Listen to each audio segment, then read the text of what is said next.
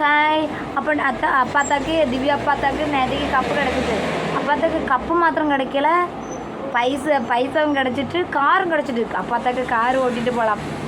ஏன்னா அது பிகாஸ் சொல்கிறார், இந்த கப்பு முன்னாடி போய் 3 பேரும் பேசிடுவாங்க அப்படின்னு சொன்னோன்னா ஒவ்வொருத்தரும் போங்க. திவ்யா நான் போகிறேன் அப்படின்னு சொல்லி பேசுவாங்க.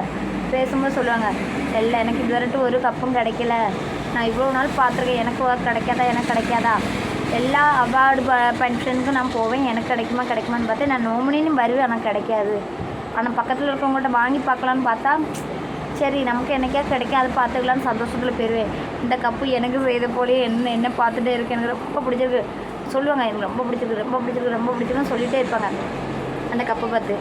அதுக்கு பிறகு எல்லாம் முடிஞ்சு ஸ்டேஜுக்கு சபரியும் பேசிட்டாரு, அவங்களும் பேசிட்டாங்க, வினோத் அவரும் பேசிட்டாரு, விக்ரம் பேசிட்டாரு. அப்போ ஸ்டேஜில் வராங்க. ஸ்டேஜில் வந்தோடனே ஆனால் இவங்க 3 பேர் அவர் ப்ரைக் கொடுத்தாரு. ஏன்னா ப்ரைக் கொடுத்து தான் ஆனோம், எந்த நேரத்தில் பேசணும் எந்த நேரத்தில் பேசக்கூடாதுன்னு அவருக்கு தானே தெரியும். ப்ரைக் கொடுத்துட்டாரு, போயிதாங்க இவங்க பேசிகிட்டு இருக்காங்க. அதுக்கு பிறகு திவ்யாட்ட அப்பாட்டையும் சபரி அம்மாட்டையும் விக்ரம் மனைவிட்டையும் பேச சொல்கிறாங்க. எல்லாம் நல்லா பேசுகிறாங்க. ஆனால் எங்கே இருந்து அந்த திவ்யாவுக்கு இவ்வளோ பேச்சு வந்தோன்னு இப்போ தான் புரியுது. அவங்க அப்பாட்ட இருந்து பேசிக்கிட்டே இருக்காரு.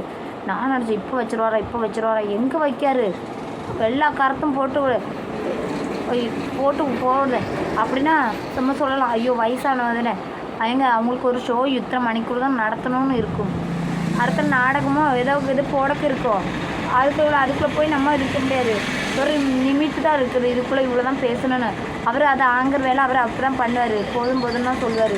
பார்த்து கொஞ்ச நேரம் பார்க்கக்கூடிய ஐயோ வச்சுருங்க சாமி அப்படின்னு தான் இருந்துச்சு. எல்லாம் வயசாயிட்டுன்னு எல்லா இடத்துலையும் போய் தலை போடக்கூடாது, இல்லை பேசக்கூடாது பேசி. ஆனால் அப்போ சபரியம்மா சிம்பிளாக பேசி முடிச்சுட்டு வச்சுட்டாங்க. இப்போ எல்லாம் இவ்வளோத்துக்கு வந்ததுக்கு டேங்க அப்படின்னு சொல்லி வச்சுட்டாங்க. திவ்யா அம்மாவுக்கு கார் வேறு கிடைக்கிது, கார் ஓட்டிகிட்டு போகிறாங்க. எனக்கு திவ்யா ரொம்ப பிடிக்கும் உண்மையில. திவ்யாவுக்கு கார் கிடைக்குது, கப்பு கிடச்சி, இவ்வளோ நாளும் கிடைக்கலன்னு சொன்னாங்களா, எல்லாம் கிடச்சிருக்கு, ஓட்டிட்டு போட்டோம். அப்போ வேறு கொஞ்சம் ஆட்க அதான் செய்வது என்ன சொன்னார், பேசுவாங்க நம்மளை பற்றி பேசுவாங்க, நம்ம அதை சும்மா இருக்கவங்களுக்கு அதான் வேலை. கரெக்டு, சும்மா இருக்கவங்களுக்கு வேலை அதான், அவங்க எதாவது போடணும் அதான் போடுவாங்க. ஏன் வேலையை நான் செய்வேன். கிருஷ்ணங்குட்டி அப்படின்னா கிருஷ்ணங்குட்டி பேசியிருக்கலாம், விஜய்னு ஒரு ஆள் இருக்கார்ல அந்த டைரக்டரும், அவருக்கு பேசியிருக்கலாம். ஏன்னா அவங்களுக்கு பேச தெரியாமையா, அவங்களுக்கு தெரியும் இத்தனை மணிக்கூரில் இத்தனை இதாக நடத்தணும், சிம்பிளாட்டாக பேசிட்டு முடிச்சிடணும் அப்படின்னு நினைப்பாங்க. மாருதி கார்லாம் கொடுக்காங்க, மாருதி காரில் ஏதோ ஒரு கார் கொடுக்காங்க, சூப்பராக இருக்குது. அது கொஞ்சம் பரசு இருந்துச்சு, சூப்பராக இருந்துச்சு.